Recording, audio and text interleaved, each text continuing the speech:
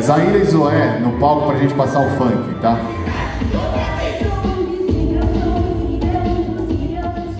Música de Natal teve 2 desafios. Primeiro, você criar um roteiro que envolva tanto a criança quanto o adulto, porque essa foi a minha primeira preocupação. Teve um projeto de pesquisa. Primeiro, eu assisti algumas vezes o Christmas Show, que está no Radio City, em Nova York, que é um espetáculo de Natal que está há 75 anos em cartaz. E aí a inspiração veio, quando eu assisti aquilo, eu falei, pô, tem que fazer isso no Brasil. Tem essa grandiosidade de um espetáculo musical, com muitos bailarinos, atores, cantores em cena. Você tem elfos, gnomos, fadas e tem o Papai Noel. Então a gente teve que ter muito cuidado com a maquiagem, então a gente teve que procurar uma empresa que fosse especialista nesse tipo de produção. A gente está com a Sete Cavalheiro, que é com o Heitor, que é um bam, apesar da idade, ele é novinho, mas ele é bala em tudo que ele faz.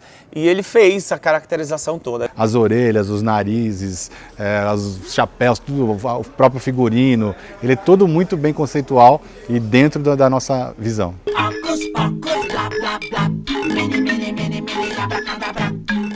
A questão da maquiagem do Assis, né, que é o assistente número 1 do Papai Noel, que o Sérgio pediu como uma das referências, aquela coisa meio Cirque du Soleil, do nariz, as orelhas, aquela coisa meio duende, mas assim, aquela coisa bem lúdica do duende.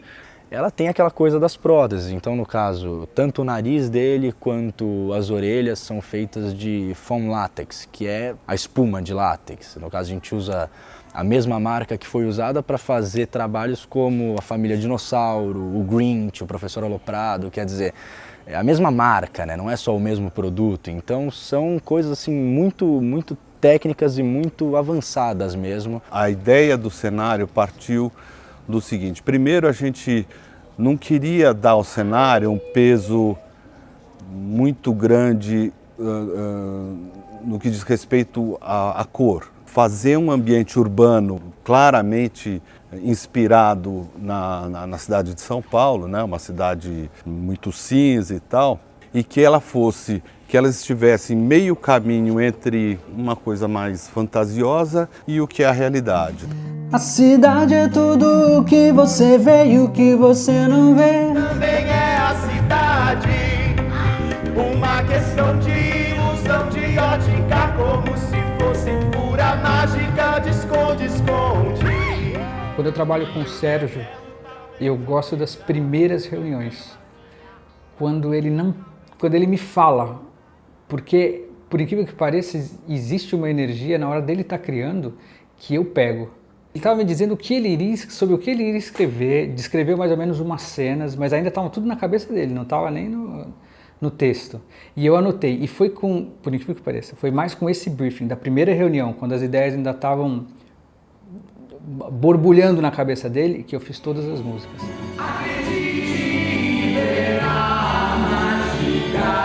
Eu faço o Assis, que é o assistente número 1, vamos deixar isso bem claro, do Papai Noel, que vem atrás dele, que ele desapareceu simplesmente do Polo Norte e ele arrebanha o pessoal lá do Mundo dos Sonhos para vir procurar o Papai Noel aqui na Terra, onde ele encontra o Antônio, que é um garoto de rua, que consegue enxergá-los, porque nenhum humano consegue enxergar e nem ouvir os seres da fantasia. É um menino que ele desaprendeu a ter fé, porque se perdeu dos pais, e ele vai reaprender a ter fé. Ou seja, a gente fala de uma coisa muito maior, muito além de Papai Noel.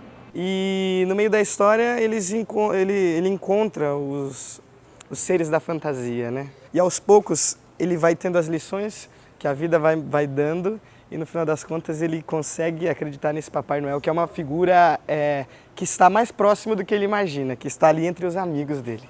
Então, eu faço a Quirine, né, que assim, pra mim foi uma experiência, tá sendo uma experiência maravilhosa, porque é uma fada diferente das outras, assim. Ela é um pouco mais inquieta, na verdade eu acho que ela meio que, ela desceu pro mundo real sem ser convidada, sabe, assim, falando coisas que não tem que falar, se intrometendo nas coisas que não tem que se intrometer. Então é completamente diferente, ela é super hiperativa, assim, eu acho que isso que destaca ela, assim, no meio dos outros seres. Poder contar uma história que tem um fundamento, que tem uma verdade e que é de uma riqueza de emoções, a gente não tem palavras para descrever. Eu faço 4 personagens no mesmo espetáculo, no mesmo musical. E isso é um desafio assim constante que nos obriga a observar um pouco mais, a estudar um pouco mais como vai ser isso. Escuto muitas pessoas dizerem que eu preciso comprar um presente para alguém, eu preciso passar para ver alguém. Você não precisa, você tem que ir porque você está afim. Tem que dar um presente porque você está afim. Eu acho que as pessoas hoje veem o Natal como troca de presentes, uma data para você comprar e ganhar presentes. Eu acho que isso está errado. Esse espetáculo veio exatamente, eu acho, para quebrar isso. Eu acho que esse espetáculo traz exatamente esse contraponto. Ele mostra que o Natal não é essa obrigação de você ter que dar. É um espetáculo que resgata a pureza, a magia do Natal que estava muito esquecida. Ele traz de volta a reflexão, o pensamento das pessoas se unirem em torno de uma boa causa, de uma boa vontade, que o mundo está aí para ser melhorado a cada dia e cabe a cada um de nós fazer a sua parte. Que vocês lembrem dessa mensagem. Tomara que a gente tenha conseguido passar, porque é tão importante. O mundo está tão feio, é tão feio. O povo lembra do Natal só indo para o shopping, gastar rios de dinheiro, e aí o povo fica triste quando não recebe presente. O maior presente a gente tem todo dia quando a gente acorda e tem a oportunidade de viver. E esse espetáculo consegue trazer essa mensagem. Essa é a grande mensagem do espetáculo. A gente ensina as pessoas a repensarem nessa questão de o Natal é somente essa troca de presentes. Não, isso deve acontecer sempre. É legal a gente poder reconquistar, reapresentar e reentender o significado do Natal. Ele é um espetáculo feito para a família, para assistir de 8 a 80 anos, de 2 anos a 80 anos, as crianças, os adultos, os mais velhos se envolvem e gostam bastante do espetáculo. Os amigos do Antônio, que também são garotos de rua, no momento em que eles encontram com o Antônio e a gente está junto, eles não conseguem nos enxergar. E você vê as crianças falando assim, eu tô vendo, tem um ali. Ou então fala assim, eu já sabia que era o Papai Noel desde o começo. E no final, quando ele se revela o Papai Noel, você escuta assim, eu já sabia que ele era o Papai Noel. É muito bom. E os adultos embarcam também. E o público não poderia reagir de uma forma diferente, né? O público abraça a ideia, o público emociona, a gente vê o brilho nos olhos e não vê só nos olhos das crianças. Eu realmente, como ator desse espetáculo, só tenho a agradecer. É muito legal estar aqui, mesmo. Muito obrigado. Parabéns a todo mundo, a toda a equipe envolvida e muito obrigada por fazer parte. Amei.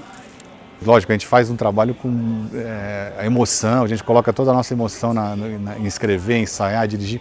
E a gente tem aquele receio, será que vai agradar as pessoas? As pessoas se levantaram na hora e começaram a aplaudir, e isso me emocionou, eu chorei na estreia e falei, pô, que coisa linda.